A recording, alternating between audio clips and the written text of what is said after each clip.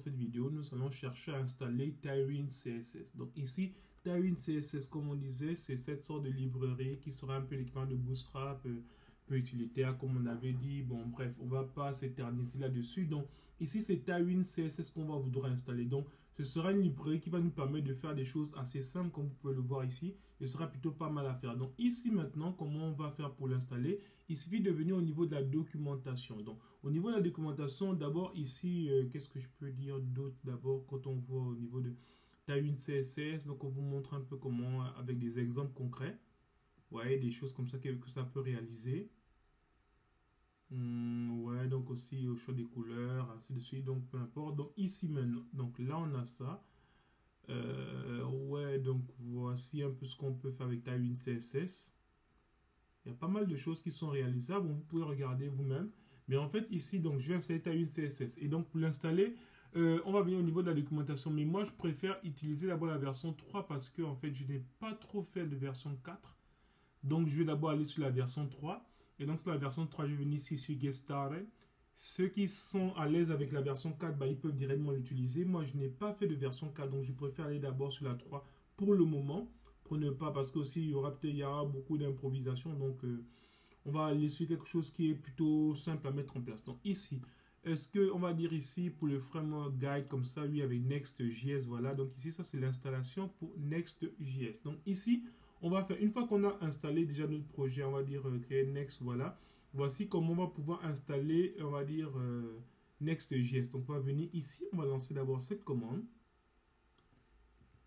Ok, cette commande ici, on va venir, c'est où au niveau de VS Code. Donc, on va ouvrir, ça c'est le terminal où ça termine, et où ça tourne, pardon. Oh, qu'est-ce que j'ai fait? J'ai fait n'importe quoi. Bon, c'est pas grave, c'est de base. Ouais. Ok, bon, je vais ouvrir un nouveau terminal. Et donc là, qu'est-ce que je vais faire ici simplement? Je vais lancer la commande ici. Donc, une fois qu'on lance cette commande, ensuite, il faudrait récupérer cette deuxième commande. Et déjà, ici, là, c'est bon. Vous voyez, ici, là, c'est bon. Ensuite, maintenant, il n'y a pas un truc init là quelque part. Oui, c'est ça, voilà. Ok, donc ici, maintenant, voilà, donc on lance ça. Qu'est-ce qu'il va faire? Il va initialiser, donc on va dire un fichier. Vous voyez ce fichier-là. Ce sont les fichiers qui ont été lancés en fait pour pouvoir configurer notre projet.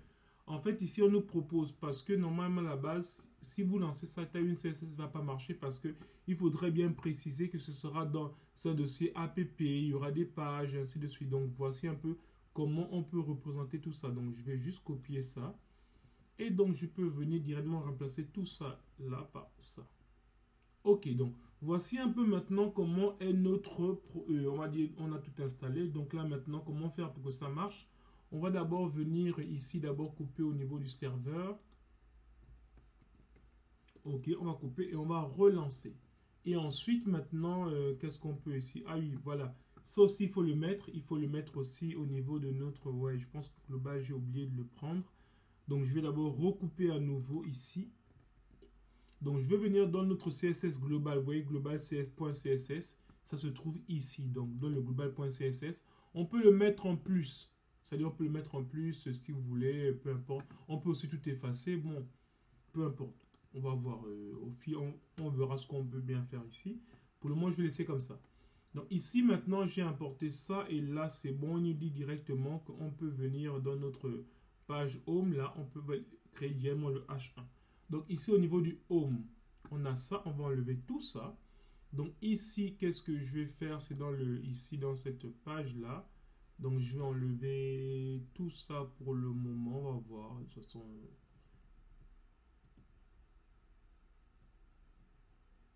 qu'est-ce que j'ai mis là? Si j'ai fait ça à partir d'où? Ah, donc ok, c'est la première div, donc jusqu'à la dernière div. Donc tout le reste, je retire. Ok, et donc une fois que j'ai retiré ça, je colle juste ça comme ça. Ok, donc là maintenant, qu'est-ce qu'il me dit? Oui, image n'est plus utilisée, donc ça c'est bon. Ok, là maintenant, on a notre page d'accueil. On va voir maintenant si ça marche. En fait, c'est comme ça qu'on reconnaît que ça marche parce que ici, si vous voyez, comme je disais, on a coupé le serveur. Donc là, on veut voir bien que tout a bien marché. Donc on va relancer le serveur et il nous dit que si on veut lancer, il doit faire un truc. Là, il dit quoi? Il va mettre du texte en gras. En fait, le texte sera souligné. Il sera en gras et il sera souligné. D'abord, ce sera de taille 3XL. il sera en gras et il sera souligné. Donc ici, si on obtient ça, ça veut dire que le Tailwind CSS a bien marché. Donc on va relancer ça directement ici avec npm run dev.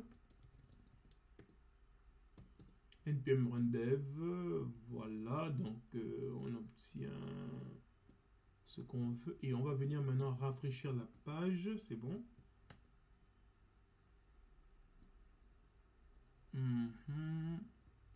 Bon, voilà, bon, ok, là c'est bon, il dit 200, normalement c'est bon, ok, voilà.